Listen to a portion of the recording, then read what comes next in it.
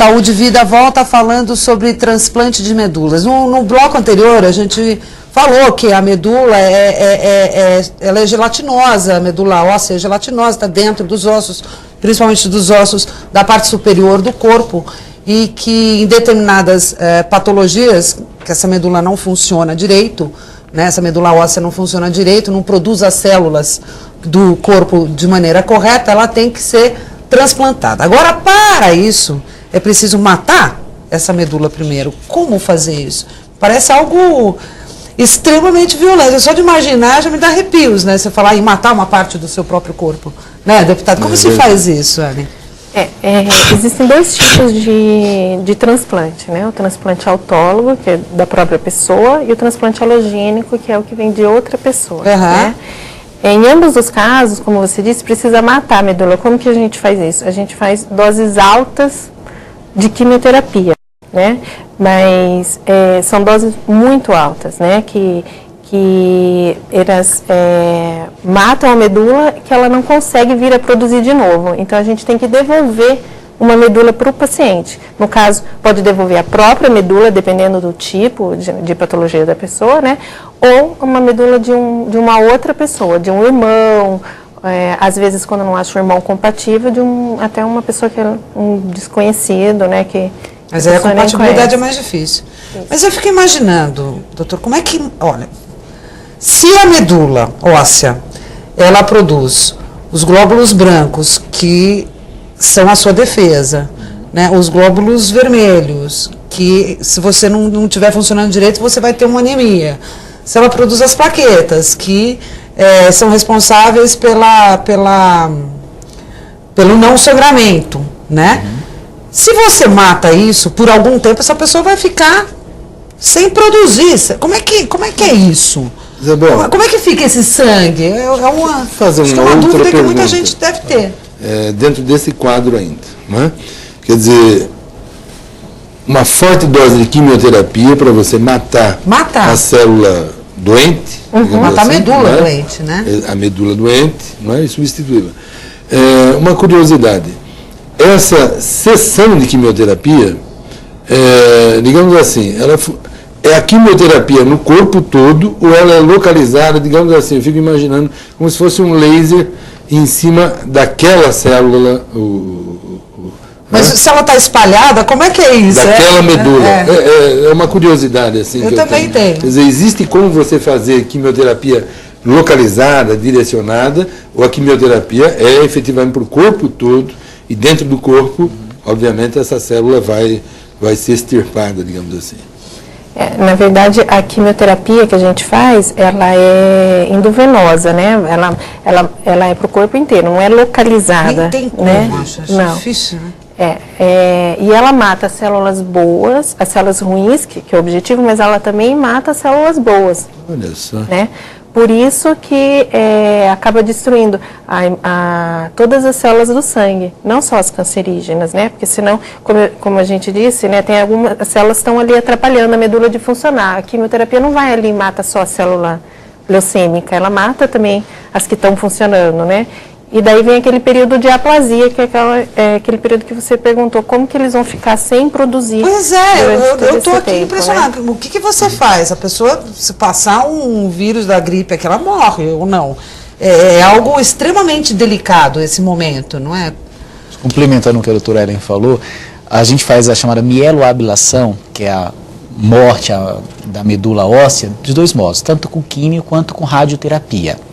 Os dois têm efeitos sistêmicos, que a gente chama, sobretudo a quimioterapia, que pode ser dada por boca ou injetável, mas os efeitos são sempre generalizados.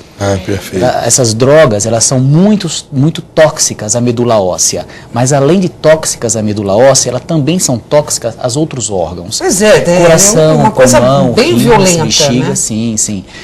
Esse é um dos grandes riscos de um transplante, que o efeito tóxico dessa quimioterapia ou radioterapia seja tão intenso que ele comprometa outros órgãos, além da medula, que você quer comprometer. Quer dizer, é um jogo de xadrez. Sim, sim. Você vai aplicando e vai parando. Existem doses padrão, que são calculadas por toxicidade, tolerância, capacidade de cada indivíduo para aquela dose específica. Uhum. Então, assim, o que a gente vai até o limite mesmo da toxicidade. Você usa essa quimio ou radioterapia numa dose máxima que não seja letal. Mas você sabe que ainda que não seja letal, ele vai ser danoso a inúmeros outros órgãos. E aí você tenta contornar essa toxicidade aos outros órgãos. Como é que você faz com anemia, por exemplo? Durante esse período, a gente chama de aplasia. É o período em que você suprimiu a medula óssea original, mas a nova medula que você deu não teve tempo de enxertar. Como é que você sabe que a medula morreu? É isso que eu queria saber, a medula óssea. Exame de sangue, o hemograma simples. A gente vai medindo a quantidade no sangue. Pois é, eu falo que é simples, mas é muito complicado. Para ver esse efeito tóxico, a gente vai ver a quantidade de glóbulos vermelhos, brancos e plaquetas no sangue diariamente. E a gente sabe que alguns dias depois de dar essa quimio-radioterapia intensa, isso cai e para de ser produzido. Parou de ser produzido, você sabe, a medula morreu. O glicose você pode chegar até zero. Normalmente chega a ser zero. Zero. Então, como ela tinha comentado, a gente tem os dois grandes grupos de transplante aí. Tem o transplante autólogo, naquele que a célula tronco que vai ser utilizada, a semente, é do próprio paciente, a gente pode utilizar isso, e o chamado alogênico, em que é necessário que uma outra pessoa doe. Cada um tem sua indicação específica. Perfeito. No autólogo é sempre da mesma pessoa mesmo, é simples. No alogênico, aí a gente tem diversas fontes. Você pode ter de um parente, a gente chama de transplante parental ou relacionado. Você pode ter de uma pessoa não seja parente, que aí pode ser que é o chamado não relacionado. Esse não relacionado, você ainda pode ter de dois tipos, que é aquele encontrado num banco de doadores, ou de sangue de cordão umbilical. Então, a gente tem esses tipos distintos. Autólogo, alogênico, dentro do alogênico, o parental e o não parental, e dentro do não parental, o de doador de banco ou de sangue de cordão. De cordão umbilical. Exatamente. Pela oportunidade. Anemia falciforme. Uhum. O indivíduo portador de anemia falciforme. E nós sabemos que atinge uma etnia determinada. É possível, por exemplo, um indivíduo da cor branca doar uma medula óssea para um indivíduo da cor negra para obter a cura de uma anemia falciforme, por exemplo? A questão de um doador de medula, a relação étnica entre doador e receptor, ela se diz estritamente no sentido de probabilidade de encontrar alguém. Encontrar um doador para um paciente negro é mais provável de acontecer dentre doadores negros. No entanto, isso é só questão probabilística. Se for encontrado dentre um doador japonês, um coreano, um australiano, algum caucasiano, o doador é adequado sim. Então, não existe qualquer tipo de impedimento étnico de contato. A miscigenação prejudica ou atrapalha você encontrar? Ela diminui a chance, porque quanto mais homogênea é uma população, mais fácil de você encontrar um doador compatível. Quanto mais diversa, miscigenada ela é, mais difícil torna-se de você encontrar. Por isso que normalmente os registros brasileiros, eles requerem uma quantidade de pessoas cadastradas maior proporcionalmente do que uma população, por exemplo, como a japonesa, que é muito homogênea. Falando nisso de registro, bem rapidinho, só uma coisa de número que eu acho interessante. O banco de medula óssea brasileira é o terceiro maior do mundo, só fica atrás do americano e do alemão. Tudo bem que até uma diferença bem grande, né? Os Estados Unidos são 5 milhões, me parece, 3 milhões a Alemanha, no Brasil 1,5 milhão. 2 milhões e 200 mil.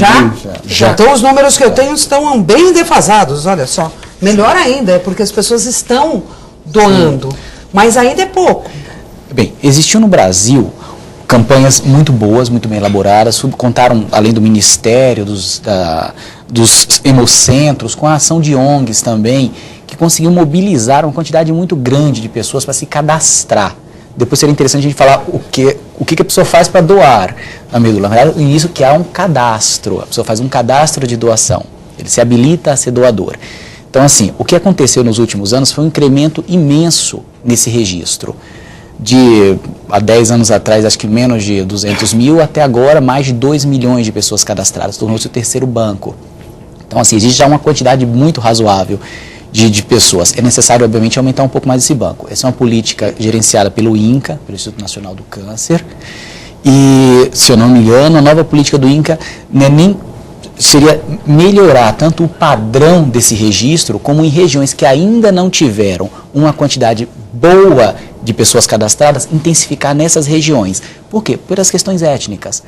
Quanto mais amostragem você tem numa mesma população, mais fácil encontrar para aquela população específica, para um candidato daquela população. Porque as necessidades de uma população no Pará não é a mesma do que no Rio Grande do Sul. Agora, mais uma informação. Nós tivemos um caso que, digamos assim, foi um caso muito conhecido de um atleta, né, um jogador de futebol do Santos Futebol Clube, Narciso, que de repente foi diagnosticado, né, com leucemia. Foi uma luta, inclusive, a sociedade da Baixada Santista se envolveu, o próprio clube de futebol, e foi uma divulgação muito grande à época, né, alguns anos atrás. E a única forma foi realmente um transplante, e felizmente o Narciso pertencia a uma família numerosa, me parece que 8 irmãos, e uma das irmãs apresentou compatibilidade com ele, e houve um transplante de medula óssea. Ela doou a medula óssea para o Narciso, e isso salvou a vida desse atleta, né, do Narciso. Há uma, digamos assim, no campo das probabilidades, quais são as probabilidades de um gêmeo univitelino, né, numa família que tenha gêmeos, por exemplo, de um desses indivíduos ser diagnosticado com leucemia e encontrar, dentre os irmãos, num gêmeo univitelino, a possibilidade de se salvar? É maior entre os gêmeos essa possibilidade? Entre gêmeos, se eles são univitelinos, necessariamente eles vão ser idênticos. Eles têm o chamado HLA, que é a carteira de identidade genética de cada um, tem que ser idêntico, se eles são univitelinos. Mas a gente, primeiro que imaginar que um gêmeo univitelino vai ter uma doença hematológica que precise de transplante, é pouco provável. É menos provável. É muito mais comum do que uma pessoa que não tem gêmeo necessitar. O que acontece é o seguinte: dentre os gêmeos univitelinos existem algumas peculiaridades que, em alguns casos, inclusive, contraindicam a doação, porque a medula é tão parecida que naquela doença, por exemplo, não seria indicado do gêmeo univitelino, mas sim de um outro irmão. Porque as pequenas diferenças talvez aí ajudem. Porque depois do transplante, a medula óssea pode entender como... O organismo pode entender como, ok, continua tudo igual e continua produzindo...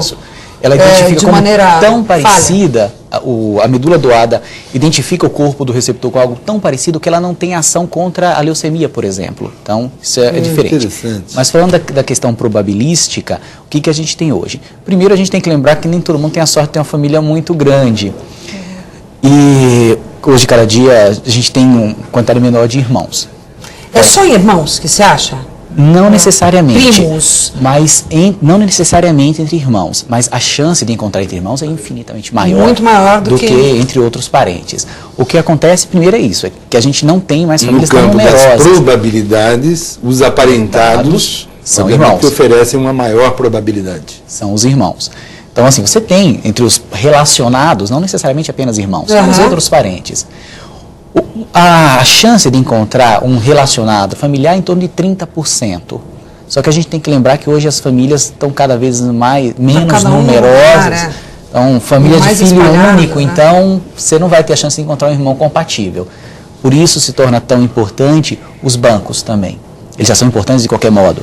Mas... Eu queria voltar um pouquinho. Quando se fala, doutora Ellen, em usar a célula-tronco da própria pessoa que está com a medula óssea doente, Como fazer isso? Se faz antes, como que você separa essa célula-tronco? Como se separa esse tronco? Você corta o resto, é isso?